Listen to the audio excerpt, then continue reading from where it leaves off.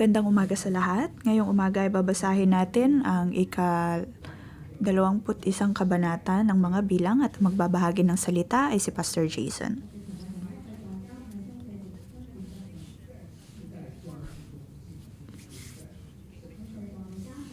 Para sa kabanatang ito, ang pamagat ay sa henerasyong ito, magpapatuloy tayo sa pakikipaglaban at magpapatuloy ang katagumpayan.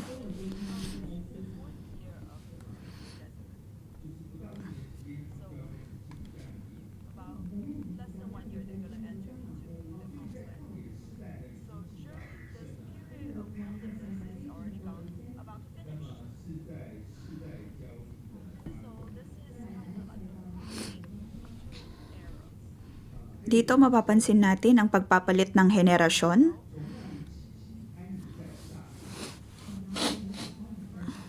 Sa chapter 12 verse 12,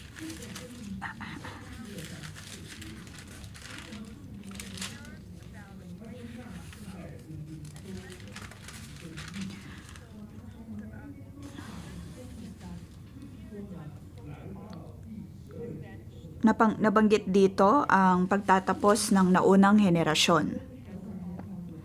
At ang lahat ng mga kasama sa naunang henerasyon ay namatay sa ilang. Kung kaya naman, ang natira na lamang na henerasyon ay ang henerasyon ni Joshua at Aaron at maging si Moses.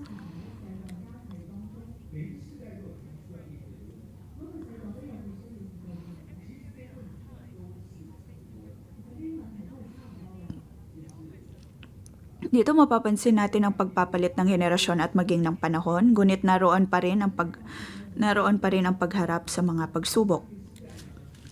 Ang nakaraang henerasyon ay nakaranas ng mga pagsubok at maging din ang sumunod na henerasyon ay nakaranas pa rin ng parehong mga pagsubok.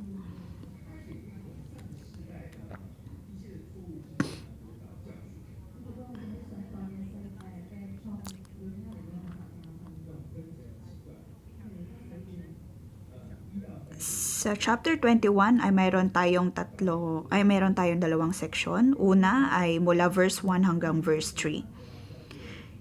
Nabanggit dito ang kanilang pagdating sa Horma.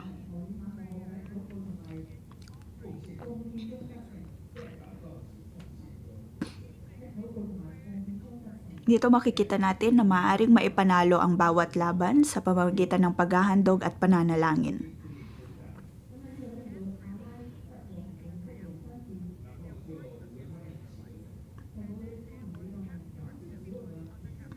Nabanggit dito ang pakikipaglaban ng isang haring Kananeo at sinalakay niya ang ilan sa mga Israelita at binihag ang ilan sa kanila.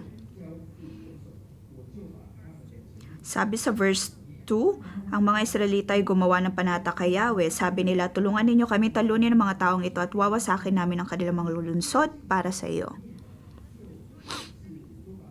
Wawasakin ang lunsod ay hindi lang tungkol sa pagpatay sa mga nasa lunsod na iyon. Ibig sabihin nito ay kanilang sisirain at liliputin ang buong lunsod. Ang lahat sa lugar na iyon ay kanilang sisirain at magiging handog sa Panginoon. Dahil dito ay nanalo ang mga Israelita laban sa haring Kananeo na ito. Dito makikita natin ang pagkapanalo ng mga Israelita dahil sa kanilang panalangin.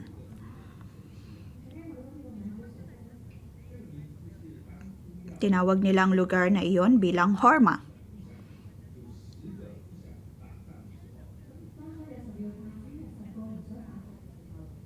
Kung maaalala natin, una nating nabasa ang Horma nang pinadala ni Moses ang 12 espiya.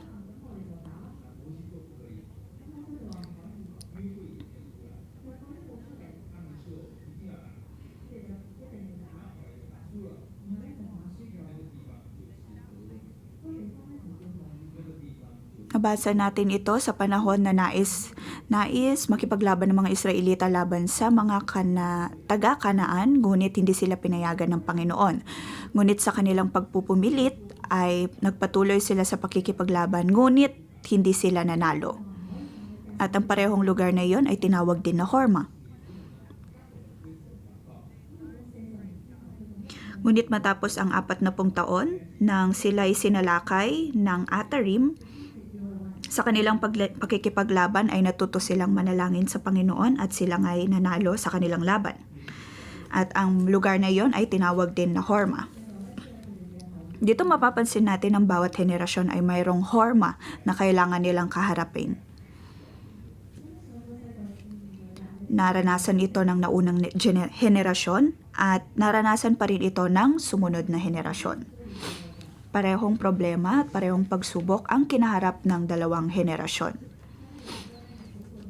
Ngunit ang kagandahan nito ay natuto na ang sumunod na henerasyon at natuto silang manalangin sa Panginoon kung kaya naman sila'y nanalo. Sunod na seksyon ay mula verse 4 hanggang verse 9. Ipanalo ang bawat laban sa pamamagitan ng paghingi ng tawad sa kasalanan at pananalangin. Sa verse 4, mula sa bundok ng Hor, nagpatuloy ang mga Israelita patungong dagat na pula upang iwasan ng Edom, subalit nainip sila sa pasikot-sikot na paglalakbay.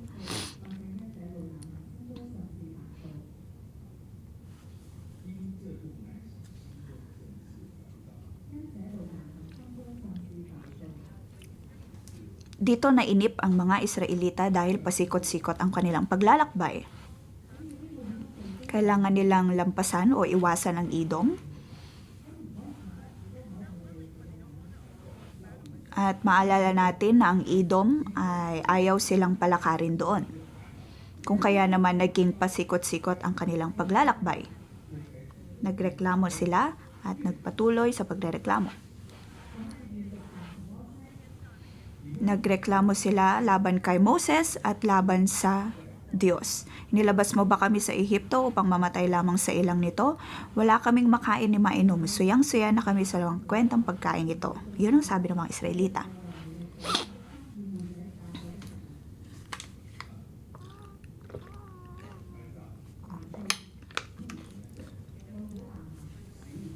Nainip.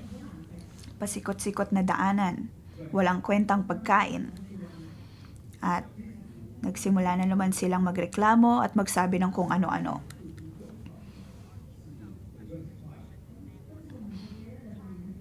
Dito makikita natin, lalong-lalo na sa libro ng mga bilang, na kung hindi maintindihan ng tao ang kanilang problema o dinadanas, ay magsisimula silang magreklamo at magsabi ng kung ano-ano.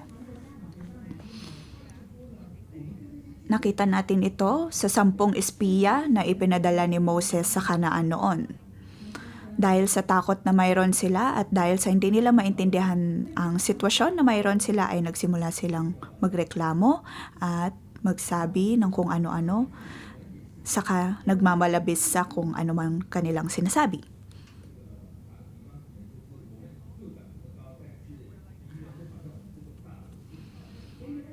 Naroon ang kanilang pagrereklamo na sila'y maliit lamang at maikukumpara sa isang tipaklong kung lalaban sa mga higanteng taga-Kanaan. Naroon ang pagbabaluktot ng katotohanan dahil sa takot. Ang takot ay maaaring maging dahilan upang magsabi ang isang tao ng baluktot na katotohanan. Upang balukturin ang katotohanan.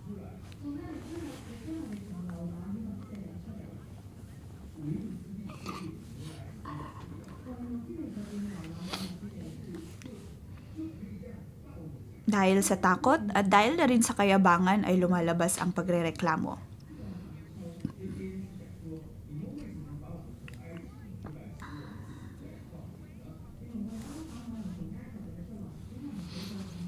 Mababasa natin dito ang pagrereklamo ng mga Israelita laban kay Moses at sa Panginoon.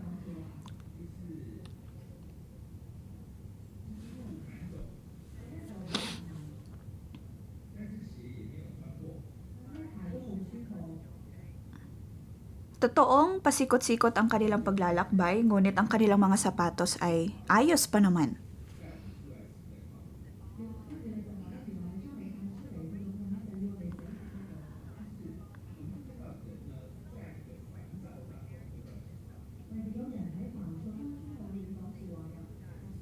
Dito makikita natin ang katotohanan pagdating sa tao na kung nakakaharap sa problema ay laging lumalabas ang pagrereklamo. Sa verse 6, dahil dito pinadalhan sila ni Yahweh ng mga makamandag na ahas at maraming Israelita ang natuklaw ng mga ito at namatay.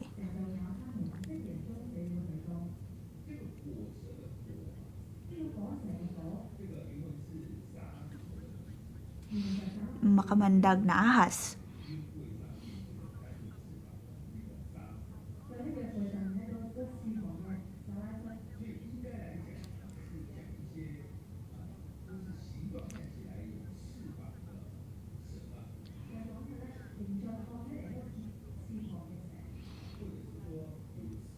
Sa orihinal na teksto, ang mga ahas na ito ay tulad ng kerubim.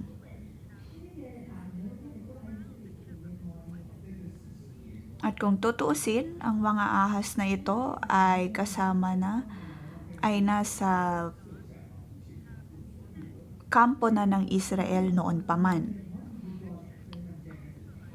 Ngunit sa loob ng 40 taon ay pinrotektahan sila ng Panginoon mula sa mga ahas na ito. Ngunit sa kanilang pagrereklamo ay tinanggal ng Panginoon ang proteksyon na ito, kung kaya naman sila'y inatake ng mga ahas na ito. Ang ilan sa kanilang ay natuklaw at namatay. Sa verse 7, lumapit sila kay Moses, sinabi nila, nagkasala kami kay Yahweh at sa iyo pinalangin mo kami na kaya niyang paalisin ang mga ahas na ito. At nanalangin nga si Moses para sa Israel at sila'y niligtas sa mga ito.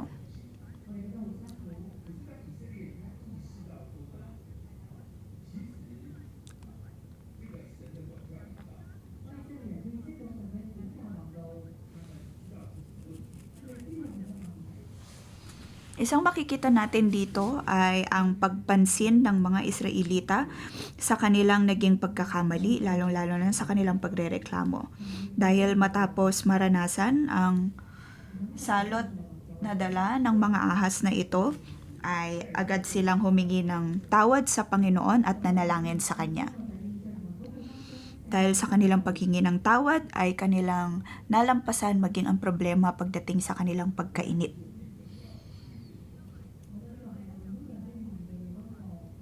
Ito'y leksyon na lahat tayo ay dapat nating matutunan sa buhay.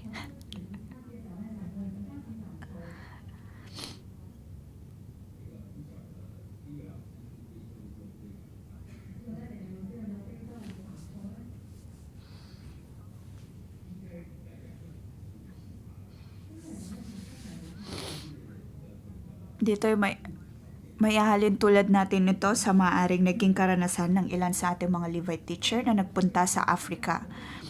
May maaaring sa kanila ay may mga nainip dahil sa kakulangan ng mga likas na yaman o kaya mga resources sa kung nasaan man sila.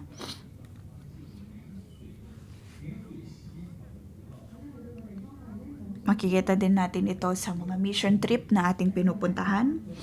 Maaaring sa mga lugar na pupuntahan natin ay may kakulangan sa tubig at sa kung ano pa mang mga likas na yaman at maaaring lalabas ang pagkainip at pagrereklamo.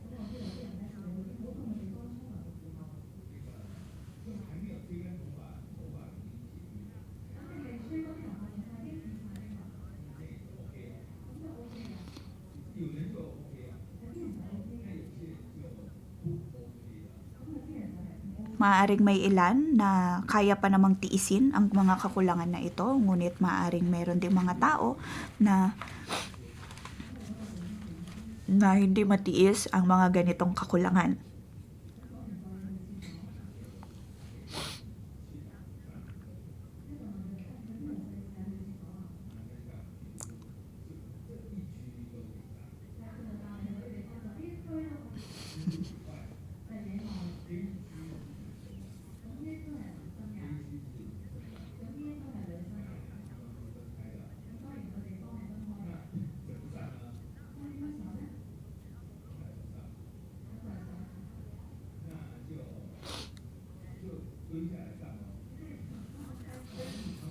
May ilang mga mission trip na mararanasan ng tao ang kakulangan pagdating sa maayos na pasilidad.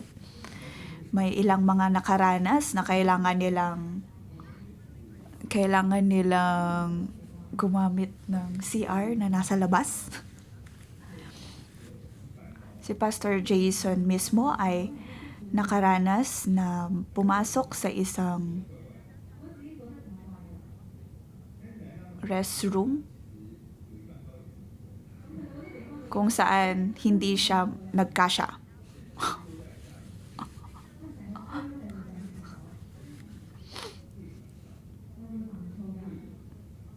Palikuran. Dito lumalabas ang pagrereklamo, dito lumalabas ang pagkainip.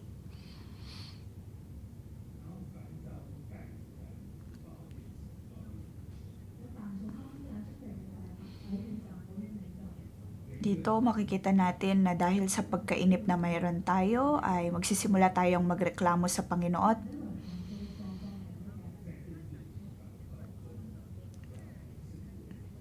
Kung kaya naman mahalaga na tayo'y humingi ng kapatawaran at manalangin upang malampasan ang bawat pagkainip na ito. Pangatlo ay sa verse 10 hanggang 20.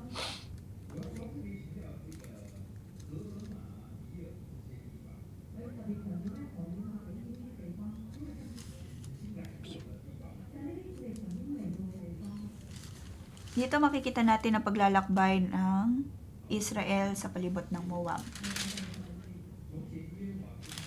Sa verse 16, mula sa Arnon, nagpatuloy sila hanggang sa lugar na tinatawag na Balon.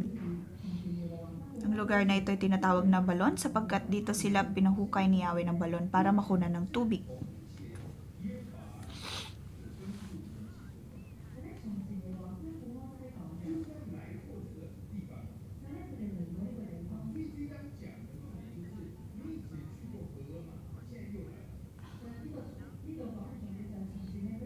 Nung nakaraan ay nakarating na ang Israel sa lugar na ito. Sa pangalawang pagkakataon ay naroon na naman sila sa parehong lugar na iyon.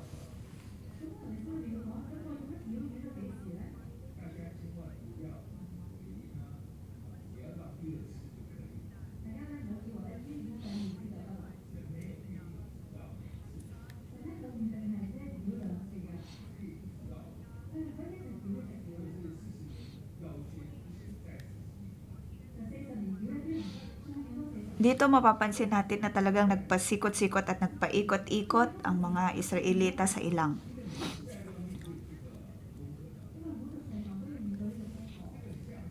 Ito ay nagpapatunay lamang na ang bawat henerasyon ay kailangang matutunan ang parehong leksyon.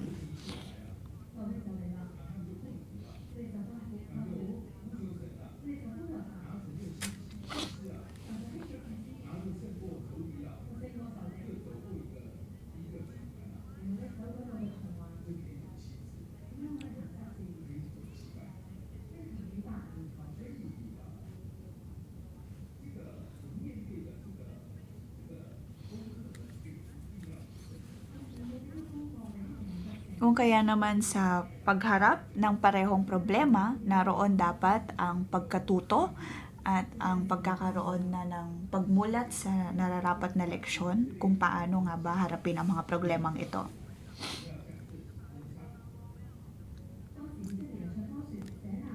Umawit sila roon ng ganito, sabi sa verse 17, bumukal ka ng tubig o balon at sa iyo'y awit ang aming tugon, mga pinunong humukay sa iyo na ang gamit ay tungkod at setro. Verse 17 at 18. Mula sa ilang na iyon ay nagtuloy sila sa Matana.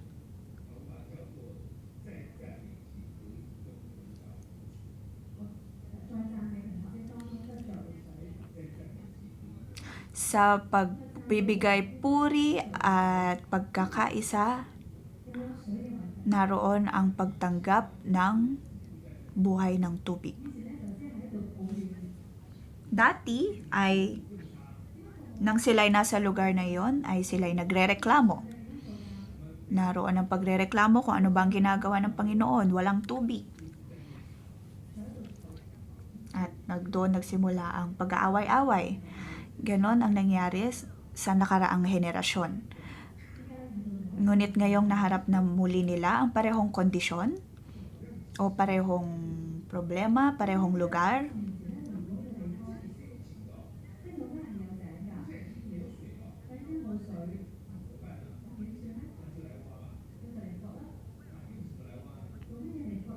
ay natuto na ang mga Israelita.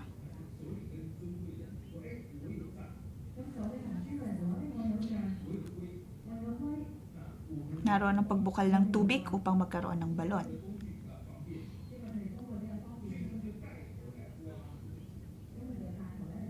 Naroon ang pangunguna ng mga tao upang bumukal ng tubig.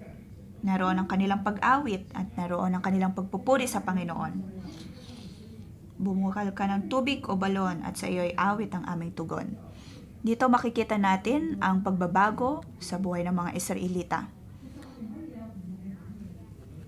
Ito'y nagpapatunay lamang na sa ating pagharap ng mga problema ay maaari tayong mamili kung paano nga ba natin ito haharapin. Maaari tayong mamili kung tayo ba'y magrereklamo o pipiliin nating magpuri sa Panginoon at magbigay solusyon sa problemang ito.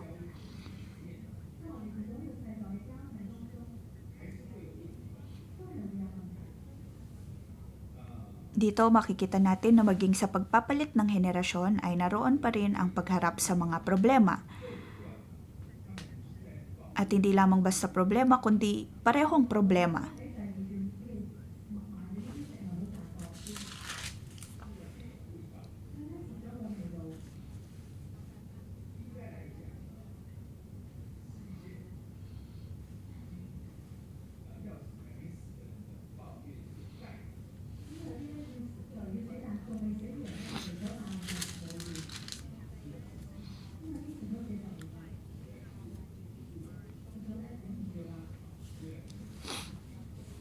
Dumating sa pagkakataon ng mga Israelita ay nagreklamo pagdating sa kanilang mga makakain. At lumabas muli ang kanilang pagkainip at pagrereklamo. Naroon ang pangunguna ng ilan sa pagrereklamo.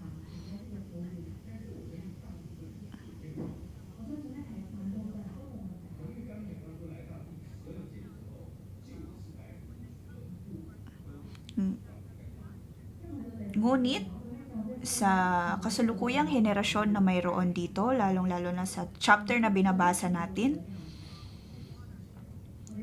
sa kanilang pagharap ng problema ay naroon ang kanilang pamimili na purihin ang Panginoon at magbigay solusyon sa problema na kanilang kinakaharap. Ito ay nagtuturo lamang na ang bawat henerasyon ay mayroong mga problema na maaaring makaharap. Sa kabila ng mga pagkakaparehong ito at ng mga problemang ito ay naroon pa rin ang pagpili kung paano nga ba ito kakaharapin at paano malalampasan. Mula verse 21 naman hanggang matapos, makibabasa natin dito ang pagkatalo or ang pakikipaglaban at pagkapanalo ng mga Israelita laban kay Haring Sihon at Og.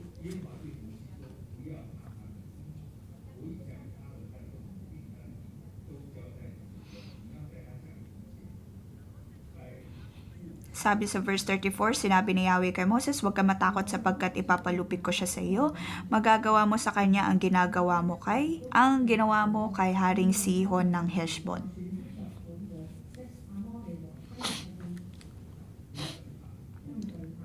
Huwag matakot. Saan ba natatakot ang mga Israelita?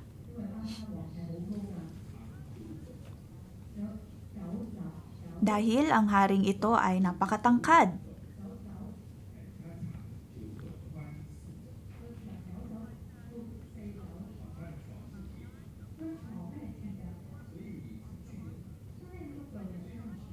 Parang higante ang haring ito, kung kaya natural lamang na naroon ang takot sa mga Israelita.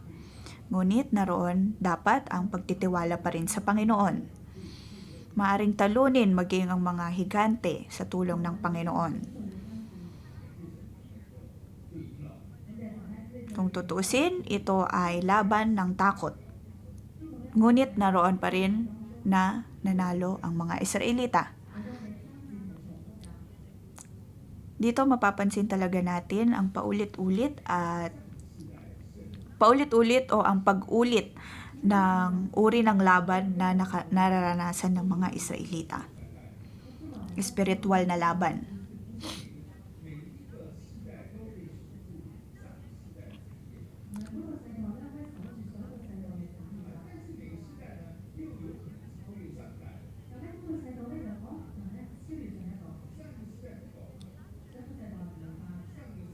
Ang nakaraang henerasyon ay puro reklamo at puro pagre-rebelde. Ngunit ang kasalukuyang henerasyon ay natuto ng humingi ng tawad, natuto ng magbigay papuri sa Panginoon at natuto ng magkaisa. Dahil dito ay kanilang naranasan ang pagkapanalo sa kanilang mga laban. Ganun din sa atin. Naway matuto tayo mula sa nakaraang henerasyon na mayroon tayo at matuto tayo sa kung ano pa mang mga problema na nakakaharap natin.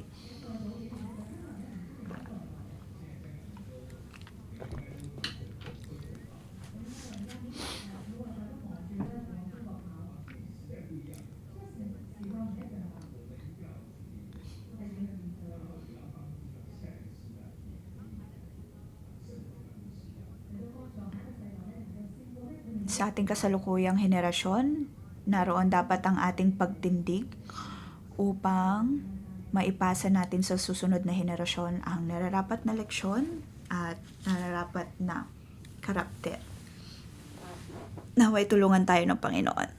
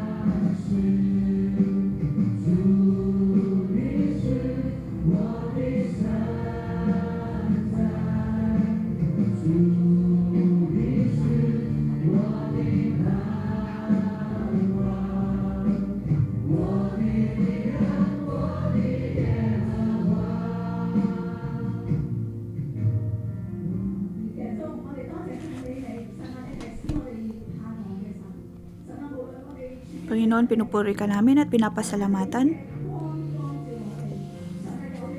Ikaw ang siyang nagbibigay pag-asa at liwanag sa aming buhay. Ikaw ang nagbibigay sa amin ng kalakasan. Pinupuri ka namin sa iyong mga salita na aming natanggap ngayong umaga. At kahit ano pa mang problema na aming makaharap sa buhay, ay binibigyan mo kami ng daan upang malampasan ang mga ito. Tinutulungan mo kami at patuloy na nililigtas. Mga kapatid, tayo'y manalangin sa Panginoon at pasalamanan natin ang Panginoon. Kahit ano pa mang problema na ating nakakaharap, ay naroon ang pagsama at pagliligtas ng Panginoon.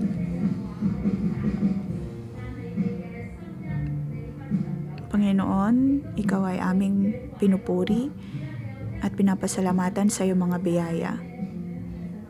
Ikaw ay puno ng habag at ng biyaya.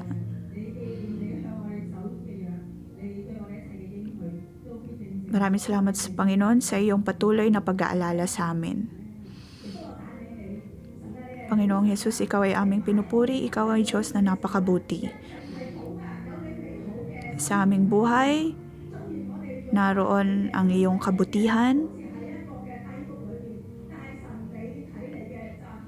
May mga pagkakataon na ang nakikita namin ay hindi maganda, ngunit naroon, Panginoon, ang iyong magandang plano at kalooban para sa amin. Kalooban mong mapagpala ang lahat. Mga kapatid, sa umagang ito,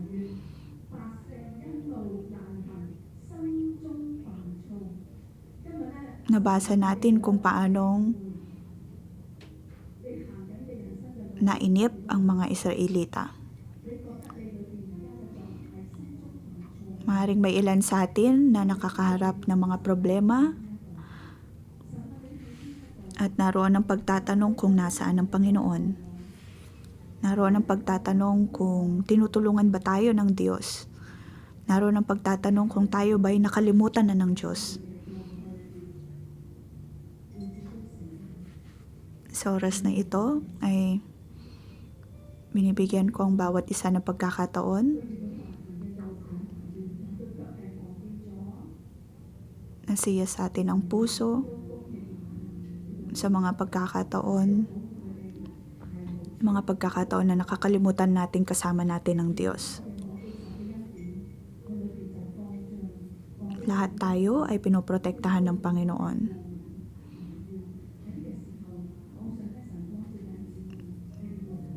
Maaaring pumapasok ang pagrereklamo at pagkainip.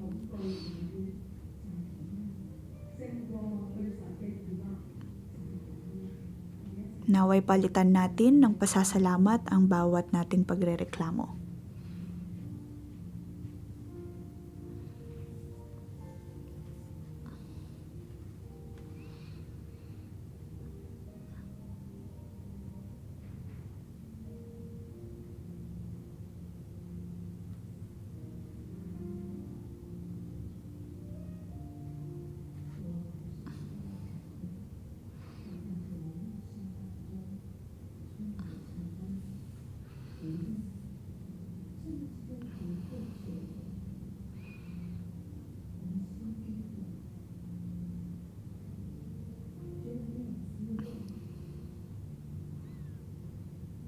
Panginoon, ikaw ay aming pinapasalamatan.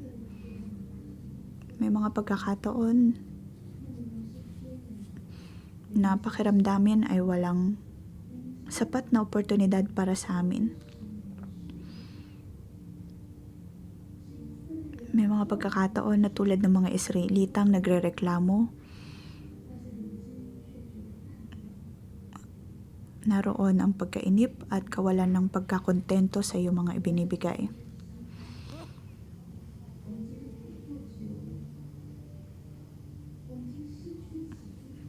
May mga ilan sa amin na Kristiyano na kung ilang taon.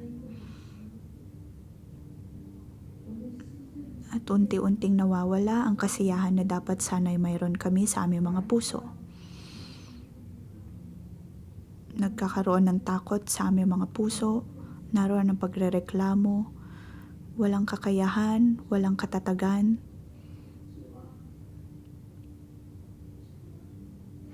Panginoon.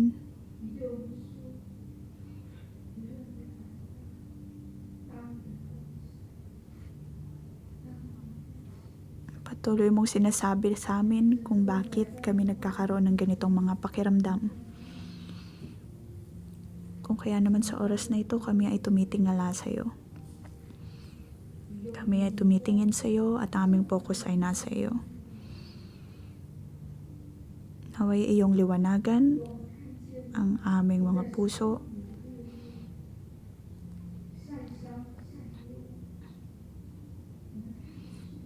Naway hindi lamang namin makita ang ilang na aming kinaroroonan, ngunit naway higit naming makita ang iyong kadakilaan.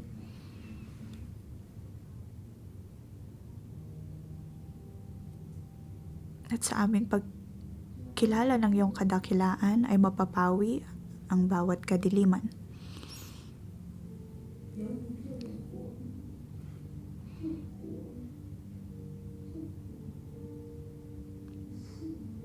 Sa piling mo, Panginoon, ay naroon ang buhay. Ikaw ang aming Diyos, ikaw ang aming buhay na Diyos. Tingnan mo ang aming mga kamay at aming mga paa. Alam namin, Panginoon, na ikaw ang siyang nagbibigay proteksyon sa amin.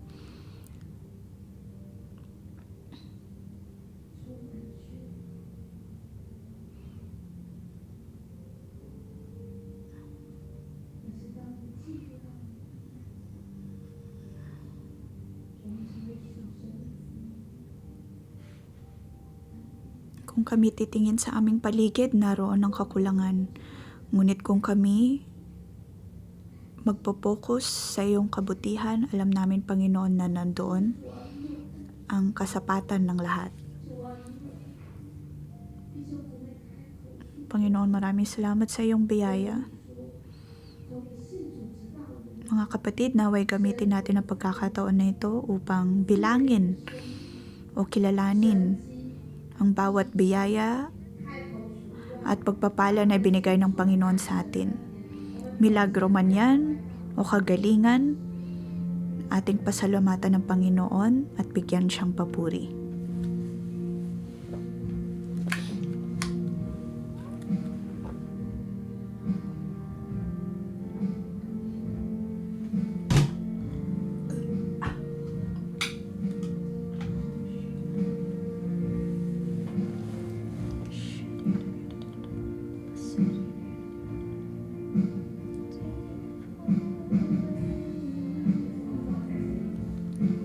Panginoong Hesus, pinupuri ka namin.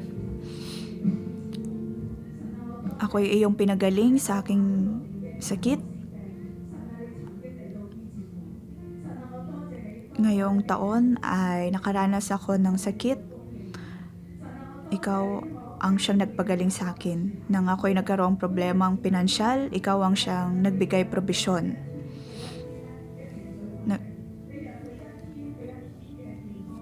Meron akong anak na may autism, ngunit ikaw, Panginoon, ang siyang tumutulong sa amin, sa aming pamilya at maging sa aking anak.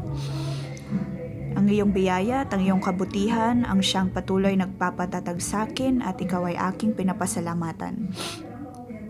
Mga kapatid, naway tumingala tayo sa Panginoon. Tingnan natin ang buhay na Diyos.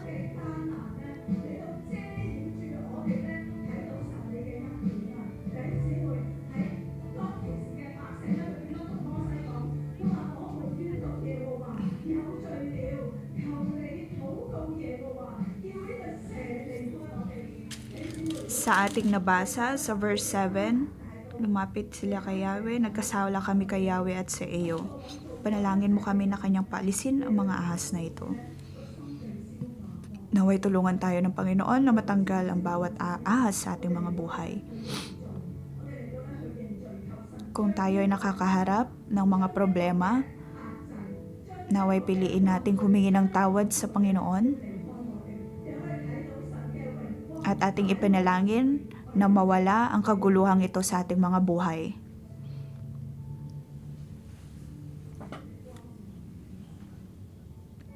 Panginoong Hesus, ikaw ang siyang magliwanag sa aming mga buhay.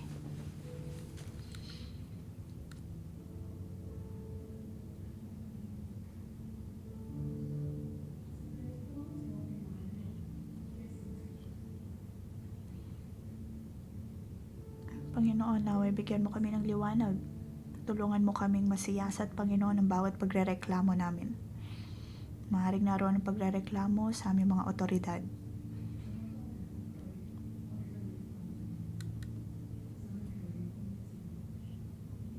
Dahil sa takot na mayroon kami, ay naroon ang pagrereklamo at kawalan ng pagkontento. Panginoon, naway patawarin mo kami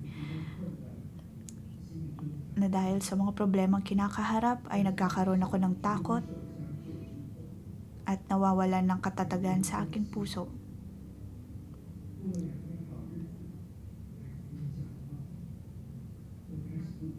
Naway tulungan mo ko, Panginoon, na dito lumalabas ang aking kayabangan. Naway patawarin mo ko, Panginoon. Patawarin mo ko, O Diyos. Kahit ano pa mang problemang makaharap, may mga pagkakataon na hindi kita tinitignan bilang Diyos. At naway patawarin mo ko sa ganitong pagkakasala ko. May mga pagkakataon na dahil sa takot na mayroon ako ay mas umaasa ako sa tao at hindi ako dumudulog sa iyo. At dahil sa aking higit na pagdulog sa tao ay mas lalong nagiging magulo ang aking sitwasyon. Nagiging mas mababa at mas mahina ang aking pananampalataya. Hindi kita napapupurihan, hindi kita pinapasalamatan. Naway patawarin mo ko, Diyos.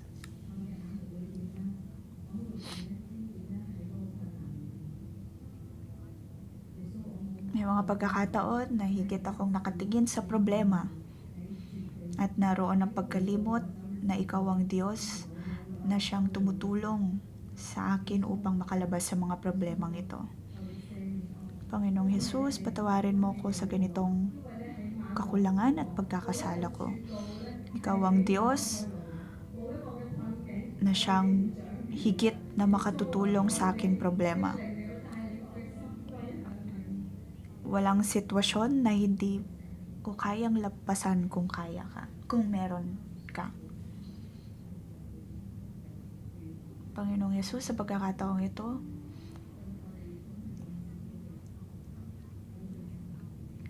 ako ay humihingi ng tawad sa aking pagrereklamo, lalong-lalo na kung naroon ang problema pagdating sa pagmiministeryo. Panginoong Hesus, kami ay dumudulog sa iyo. Maraming salamat sa iyong paglilinis. Naway iyo kaming patawarin sa bawat naming pagkakasala at pagkukulang. Ating ipanalangin na tanggalin ng Panginoon ang bawat ahas sa ating mga buhay. Sa ngalan ng Panginoong Hesus ay aking kinukuha, aking ginagamit ang sandata ng Espiritu upang matanggal ang bawat kapangyarihan ng kadiliman sa buhay ng bawat isa. Na may wawala ang bawat kaguluhan sa pangalan ng Panginoong Hesus, ay tinatanggal natin ang bawat kapangyarihan ng kaaway sa buhay ng bawat isa. Naway matanggal ang bawat pagdududa, matanggal ang bawat takot sa buhay ng bawat isa. Sa ngalan ng Panginoong Hesus, naway matanggal ang bawat piring na nilalagay ng kaaway sa buhay ng bawat isa. Naway matanggal ang mga piring na ito na siyang nagiging dahilan upang hindi natin makita ang kabutihan ng Panginoon. Sa ngalan ng Panginoong Hesus, naway mawala ang mga piring na ito. Sa ngalan ng Panginoong Hesus, naway matanggal ang bawat kapangyarihan ng kaaway sa buhay ng bawat isa. Naway higit na maghari ang liwanag na nagmumula sa Panginoon. Panginoon, kung paanong pinakinggan mo ang paghingi ng tawad ng mga Israelita, naway iyong din pakinggan ang aming paghingi ng kapatawaran mula sa iyo.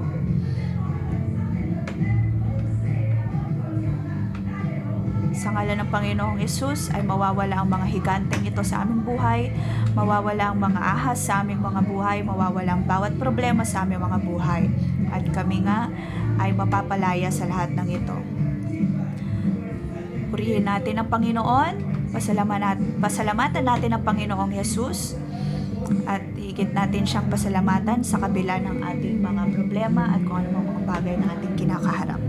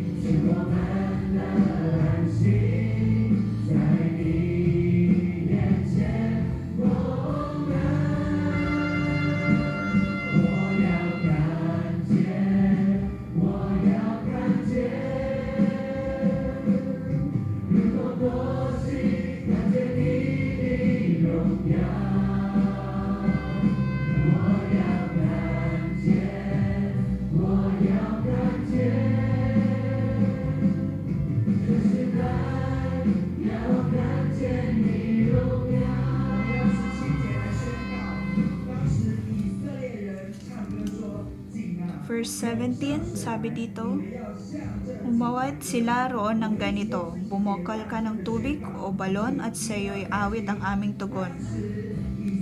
Gamitin natin ang verse na ito upang iproklama ang kabutihan ng Panginoon. Umawit sila roon ng bumokal ka ng tubig o balon at sa iyo'y awit ang aming tugon.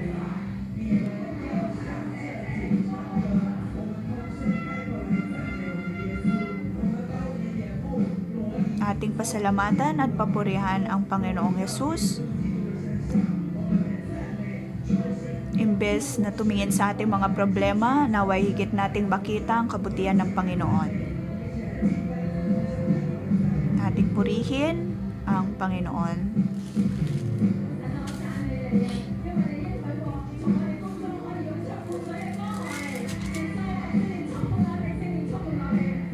Panginoon, maraming salamat sa iyong pangako. Ikaw ang aming sandigan, ikaw ang aming kanlungan.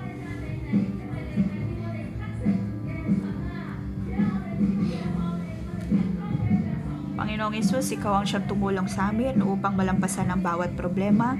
Patuloy kaming tumitingala sa iyo ng may pananampalataya. Panginoon, ikaw ang aming pinupuri. Alam namin na sa iyo ay hindi kami magkukulang at hindi kami makakaranas ng kagutuman o maging ng pagkauhaw.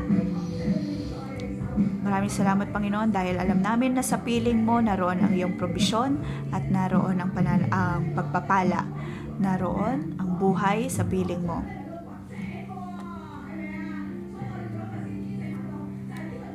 Sa pagkakataong ito, tayo ay gagawa ng prophetic action.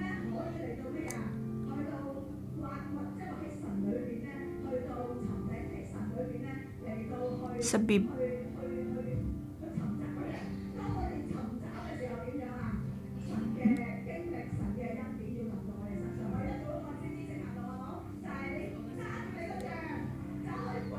Biblia, ang paggamit ng tungkod ay nagpapakita ng otoridad.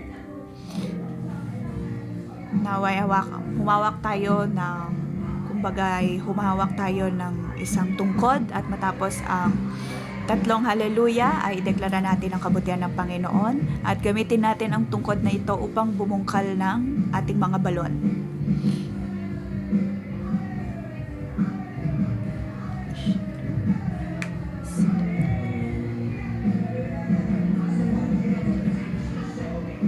Verse 18, mga pinuno ang humukay sa iyo na ang gamit ay tungkod at setro.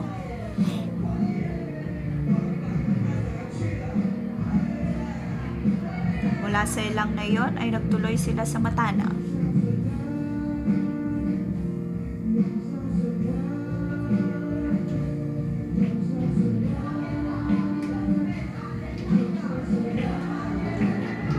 Tayo'y manalangin. Tayo'y magpuri. Thanks.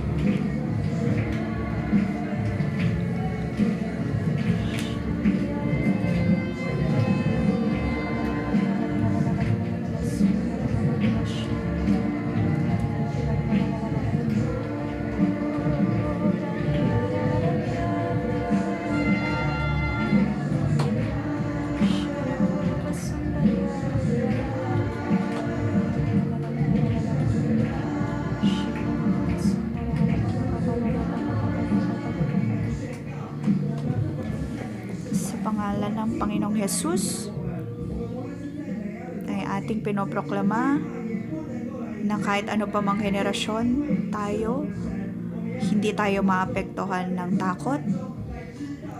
At sa pamamagitan ng pananalangin ay alam natin na tayo'y mananalo sa piling ng Panginoong Hesus. Ikaw ang Diyos, ang siyang aming kanlungan. Mga kapatid, ating ipanalangin ang ating prayer meeting ngayong gabi. Darating sa ating iglesia si Pastor Chow. Ating ipanalangin ang meeting na ito.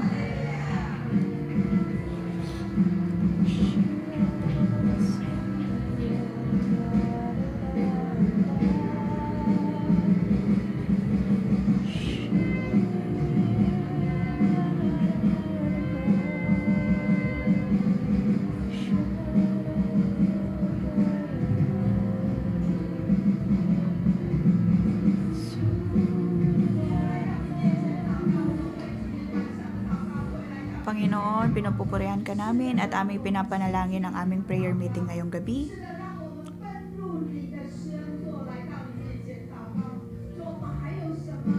Panginoon, aming hinihiling na bumaba ang iyong presensya.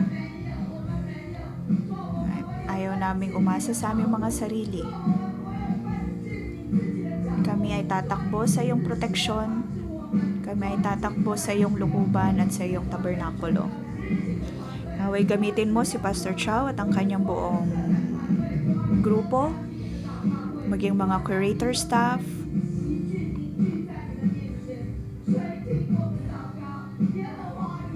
Panginoon, naway iyong dinggin ang aming mga panalangin.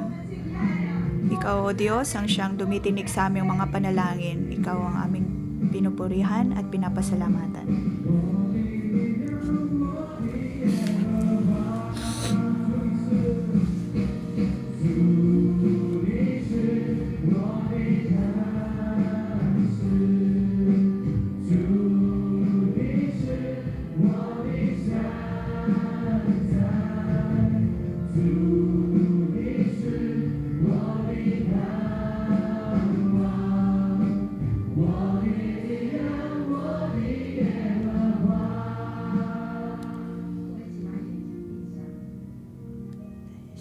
Sara natin ang ating mga mata. Panginoon, sa aming pagpikit ng aming mga mata.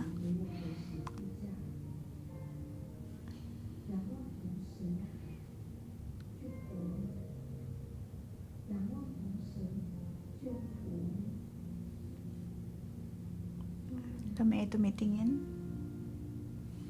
sa iyo. Ang aming focus ay nasa iyo.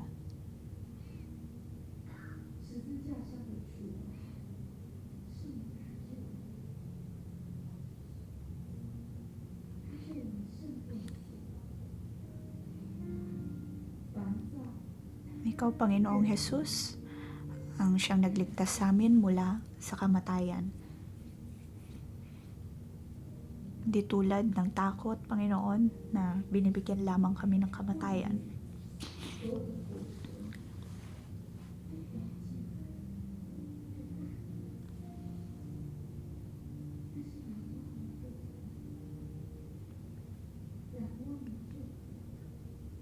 Alam namin, Panginoon, na kung kami titingin sa iyo, kami ay mabubuhay. Sa aming espiritu, kami ay nakatingin sa iyo.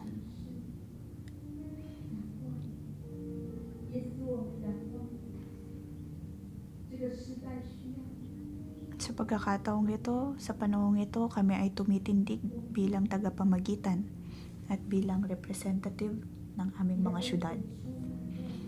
At kami ay tumitingin sa iyo. Kami ay tumitingin sa iyong kabutihan.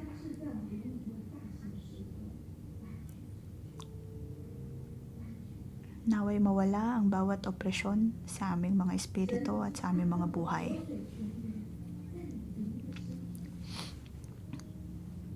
Binibigyan tayo ng Panginoon ng buhay na tubig. Ang tubig na ito ay mula sa Panginoon. Ang tubig na ito ay mula sa trono ng Panginoon. At ang buhay na tubig na ito ang siyang patuloy na dumadaloy sa ating buhay. Dahil sa tubig na ito, ang bawat takot ay nawawala. Panginoon, maraming salamat sa iyong pag-asa na ibinibigay.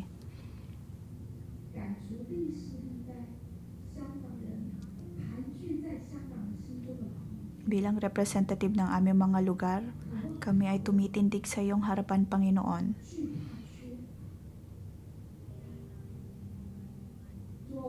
Naway matanggal ang bawat takot at aming pinoproklama na ang henerasyong ito ay pipiliin tumingin sa iyo at manampalataya sa iyo. Naway iyong pagpalain ng bawat isa.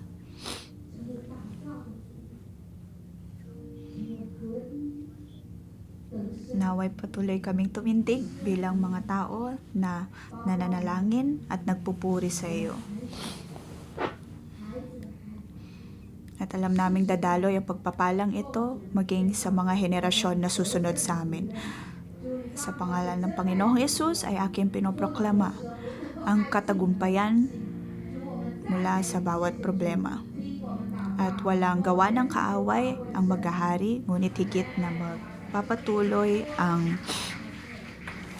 kalayaan at maging katagumpayan. Sa pangalan ni Jesus, Amen. Dito po nagtatapos ang ating pang-umagang debosyon. Magandang umaga.